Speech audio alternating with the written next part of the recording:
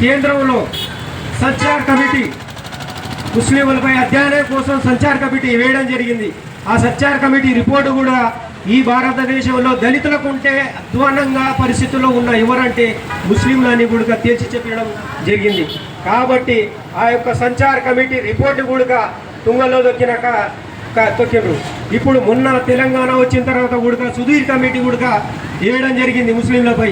Sudheer committee కూడా తక్షణమే ఈ యొక్క తెలంగాణలో ముస్లింలకు 10% రిజర్వేషన్లు కల్పించాలని కూడా రిపోర్ట్ ఇచ్చింది. కానీ ఆ యొక్క రిపోర్ట్లను కేంద్ర రాష్ట్ర ప్రభుత్వాలు తుంగలో దొక్కి నేటికి దాన్ని అమలు చేయకపోవడం చాలా విచారకరణం. రాబోయే భవిష్యత్తులో ముస్లిం సోదరులారా, రాబోయే భవిష్యత్తులో మన హక్కుల కోసాన్ని మనం కూడా ఉద్యమించాం. మన హక్కులను మనం సాధించుకుందాం. జై హింద్. నిజాముద్దీన్ సారు